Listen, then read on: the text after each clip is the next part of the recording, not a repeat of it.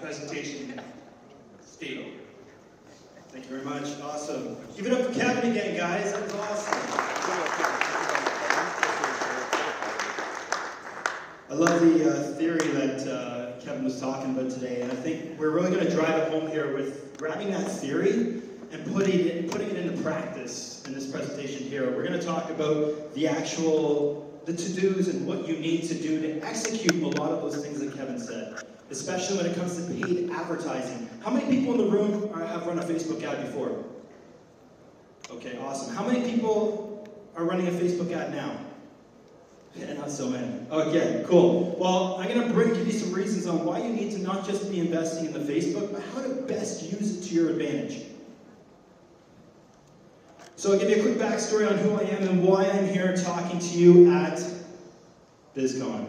I'm a failed rock star, truth be told. I used to be on stages in Osaka, Japan, rapping to audiences like this. I loved it. It was so fun creating the music, performing the music, but I come to the realization I suck at singing. So that was my epiphany to not be a musician, but be a marketer, because I enjoyed marketing the music a lot more than performing and creating the music. Now, I'll get to that in one sec. Nowadays, I'm running a company called Merged Media out of Guelph, Ontario.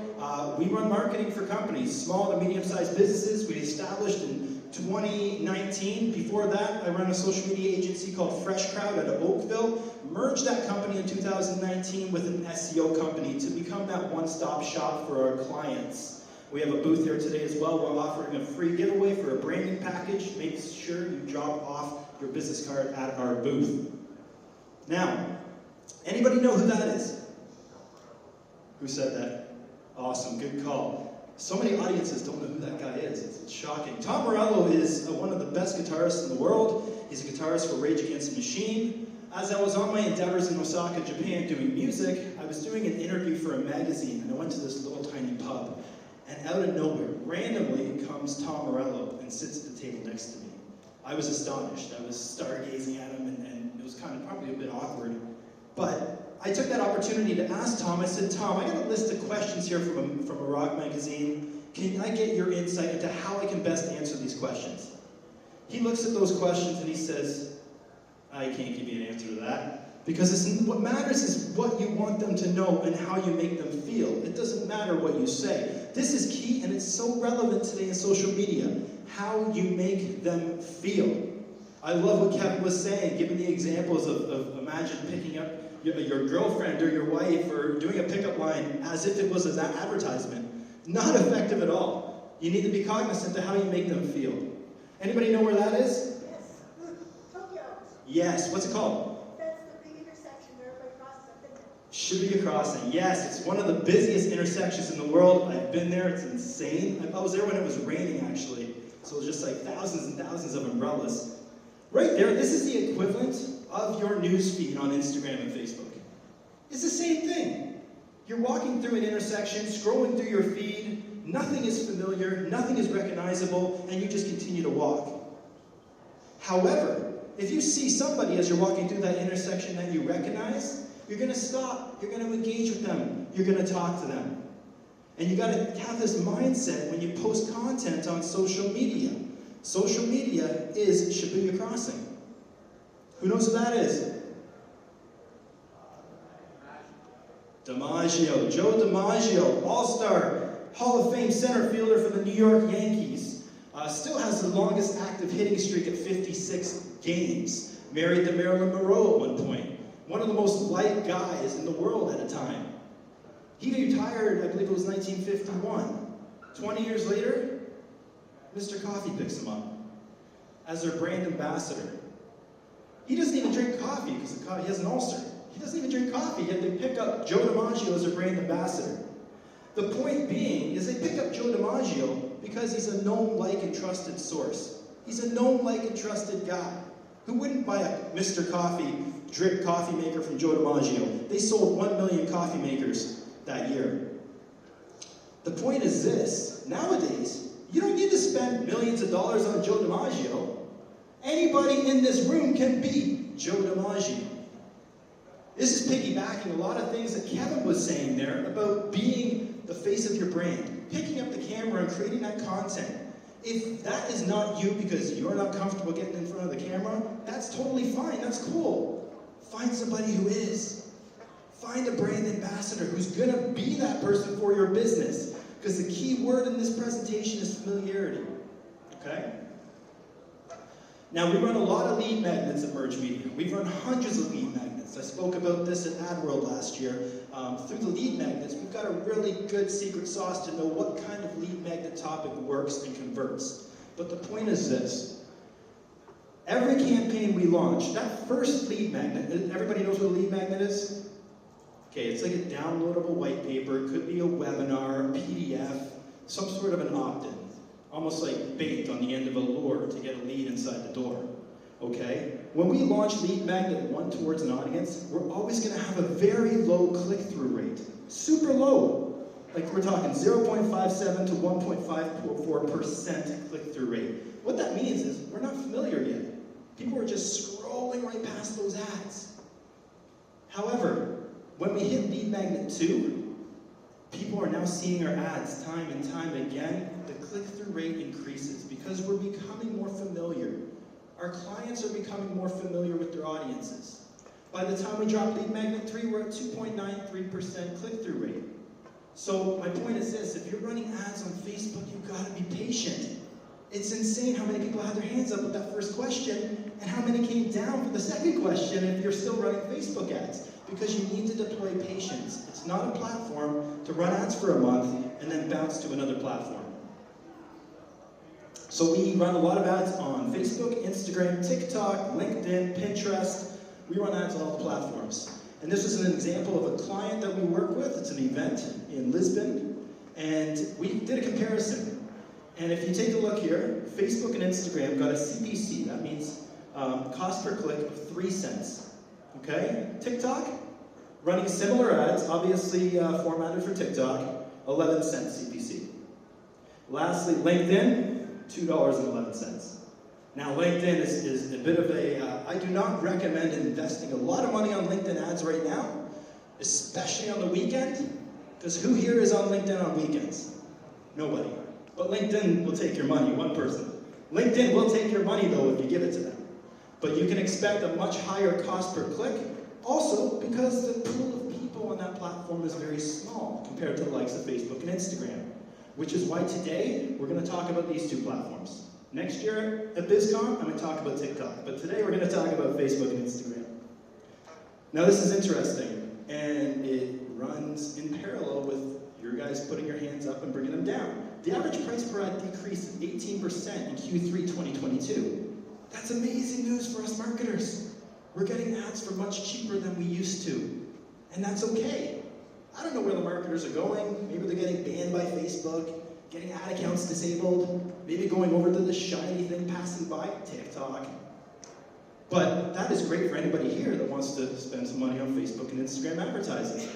This is an interesting one too. For the 5 days between Thanksgiving and Cyber Monday, Facebook's CPM dropped. Cost per 1,000 impressions dropped by 37% year over year. That's the best time of the year to be advertising online. Again, less marketers means costs are decreasing. There's an elephant in the room here, though. And I know some of you are thinking about this right now as we speak. And that is, Facebook leads suck. Anybody run lead gen on Facebook before? Hands up, anybody? Okay, we had a few people. You know they're not hot leads. There's zero intent behind the Facebook user. They're not looking for what you have to offer. It's not Google, okay? And you gotta keep that in mind when you run those Facebook ads. You don't want to disrupt that user experience. Here are 5 reasons why they suck. Low trust. Nobody trusts a Facebook ad. Low quality. High cost. It can be high cost. Low intent. Like I said, there's no intent behind that Facebook user. And if anybody has sent a lead to work to a sales team, very poor follow-up. You're spending a lot of time churning and burning through these leads. They're not very good. But let's talk about why they don't suck. Facebook is the best platform in the world for reach. The amount of what you can do with audiences, you can create lookalikes, meaning if you have an audience of your best customers, you can give that email list to Facebook, and they'll go out there, scan those 2-3 billion profiles, to find users that look identical to your best customers. How about people that are watching your video content? You can create an audience of people watching 75% of a 1-minute video. And then create what's called a lookalike to find similar users that watch your video content. Low friction, very easy to capture a lead on Facebook. I almost like to call it, instead of lead generation, it's like lead capture, because it's not a hot lead, right? But it's very easy to collect that information because Facebook has that information. Cost effective, very high engagement. You can create an ad for a very cheap cost, get hundreds and hundreds of likes on it, and there's a piece of content that's social proof. And dynamic options. What that means is you can test so many variables at one moment. You can test 10 different images, 10 different videos, 5 different copy, 5 different headlines to see what works best. Now this is how we do it. Who knows what that is? Anybody? That little guy right there? Who is it? This is how we do it. Come on, tell Jordan. Come on, guys. All right, I'm going to geek out with you for the next 2 minutes, okay? So follow along here if you can. This is kind of next level in how we do the lead gen, okay? And then we're going to kick it to something more high level. But right now, you want to select leads. And then you're going to select a budget of $1,000 a day. You're not going to spend $1,000 a day, but you're going to tell Facebook you will spend $1,000 a day if it's going to give you a lead at a certain cost. You're going to set the bid cap. Okay, this is getting a little technical, but if you tell Facebook, I want to spend $3 per lead, you can do that. You can tell Facebook how much you want to spend per lead. But if Facebook doesn't deliver you traffic because your cost is too low, you're not going to get leads. You're going to want to edit the rule. This is getting a little technical, but each ad set, you're going to create different groups of ad sets. You're going to want to cap that at a certain amount so Facebook doesn't send all of your traffic to one ad set. Then you're going to create an Instaform. This is good. This is how you're going to get the leads in the door. You can make it very frictionless. All somebody has to provide you with is their email, name, and phone number. Facebook has that information, so for a user scrolling through their feed, they're going to click. They're going to click a second time. You have that information. You just have a new subscriber to your email list. And that can be done very cheaply. Now there's different, Facebook launched this recently, where it's now you can have conditional, where you can actually pre-qualify a user prior to them becoming a lead. So if you don't want just those quick and dirty leads coming into your ecosystem, you can pre-qualify them with additional questions, especially if you're the business owner calling up these leads. There's a good chance you don't want to waste your time with dead leads. So you can pre-qualify them with certain questions. Now, duplicate ad sets, like I said, you're going to want to try different audiences and test different audiences. Like I said, I talked about lookalikes a second ago. That's important, but you can do website lookalikes. People that look like those people that are on your website. That's a good audience as well. And you can talk about page engagers, target page engagers, people that look like those people that like your content. Okay? And lastly, this is important. So when you're setting that bid, it's a little hands-on at this point. Do we have any marketers in the room? Okay, cool. We got a few marketers in the room. Awesome. Okay. This year, you're going to want to micromanage this just for the day. Because if you say, let's say you say, I want to pay $3 per lead on Facebook, and you don't see any traffic coming in because your cost is too low or your bid's too low. Every hour to 2 hours after you launch that campaign, slowly increase that bid. $3, $4, $5, and keep checking it that first day when you launch it. Because what's going to happen is you're going to start seeing impressions trickle in. When you start seeing those impressions trickle in, you start seeing some leads come in, that's where you keep your cap at that point. Okay? And you can set and forget that. You don't have to micromanage that. That's the beauty thing about it. Until you stop getting traffic. Now, the 4 C's to selling on Meta. Content, credibility, convo, conversion. Here are some ads that we ran for ourselves. I put myself out there quite a bit on video. We tested out several different video variations of this. Here's me on a beach in Turks and Caicos, wearing an Everton soccer jersey. We actually targeted Everton fans with this. Didn't work out so well, but we tested. Then we have a simple video of me in the office talking about offering half-price social media. Had a really good hook. Basically asking people, who does your social media? Why aren't we doing your social media? That simple hook crushed it. and another one with us in the office. But my point is this, is that we're testing all of these variables to try to figure out what one works best and doubling down our efforts on what does work. Now you'll find this is called dynamic ads that we're running. When you run dynamic ads, you'll have a very good indication as to what's going to work very, very quickly. 95% of our leads and impressions and traffic came from that ad there. You're going to find that very quickly. And that's great insight for you as a marketer or a business owner in terms of what works and what works with your audience. Now this is important because now we're talking about credibility. People took that action on the initial ad, but now we got to retarget.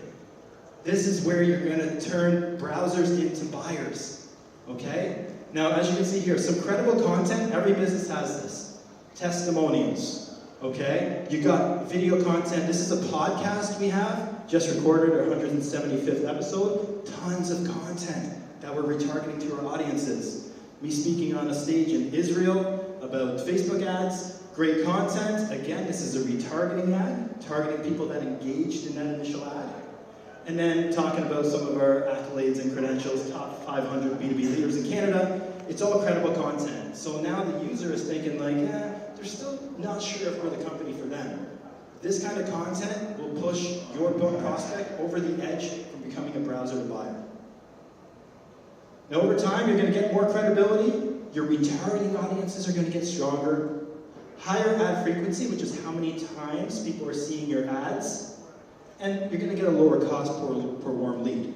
That's for my initial point about lead magnets cost or clicks percentage increasing, your cost per lead is going to decrease. Great example of this, we ran this for a dental client, where in the first month of running campaign, we had $14.10 per Facebook lead. We started retargeting, the audience started seeing the ads time and time again. We dropped that lead cost in January to $6.49. Again, people, the point is patience. And then once you get that information, you're going to bring them into a nurture sequence, okay? Like I said, you have the lead. That's a cold lead from Facebook. They don't really know you yet. So you got to take that opportunity to create an email nurture sequence. We recommend 5 to 7 emails. Again, you're not selling.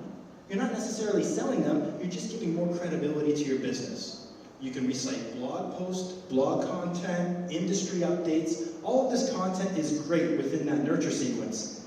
And here we got the reference email, which is referenced in the downloadable white paper or lead magnet, giving education, conversion, and win back email, okay? On that last email in that sequence, you're gonna wanna give some testimonials, success stories, a reason why people will buy from you. Now we ran that campaign I just showed you from A to Z, and we got 36 new clients from that, social media clients. We generated $43,000 in revenue today. It's continuing to increase. We only spent $7,000. Okay? 7,000 to make 43 is a pretty good deal. And now I want to ask you guys a quick question, quick quiz here. What are the 4 C's to selling in order? Can I see a hand? What's the first C? Credibility. What is it? Credibility. Who said that? I did. All right, you get a book. Oh. There you go. All right, credibility. What did you say? Yeah, credibility. That was not the first C. I thought it was the second one. What's the first one? Okay, the third one is convo. Okay. No helping her out. Conversion. That's the Of course. fourth one. Content. Oh, content. There you Thanks, go. All right. Brendan. All right, second one. Boom, credibility. All right. Third one. Hold on a second. All right. Convo versus combo. What am I giving you, a book? Oh, right on. Thank you so much. And last one. Right there. This and the second, right there. That gentleman right there. Awesome. Okay, cool. And guys, please add me on Instagram. If you guys have Instagram, I'm documenting a lot there, as well as TikTok. Take a picture of that. It'll take you to my link tree, where you can get a copy of the book on Amazon if you want. But definitely give me a follow, guys. I'd love to connect with you there. And again, if you're looking for any branding, SEO, social media marketing, come by our booth and come say hi. We're at booth H1. Thank you so much, everybody. I appreciate you.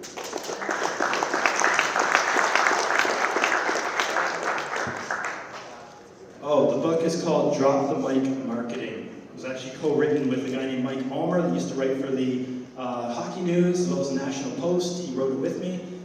Yeah, it's a quick read. Check it out. I was totally hoping he was going to wrap that whole presentation, but thank you so much. Give it up again for Jason Hunt from Verge Media. Thank you everyone for your attention. The trade show floor is now open. Thank you so much for coming today. Those who are VIPs, the food is going to be out very shortly. If you are staying for the Integration of Faith and Business session, you can come back here and you can do a little bit of networking. We'll call you back in about 10 minutes. Stretch your legs, go to the washroom, have a bio break, and we'll be here probably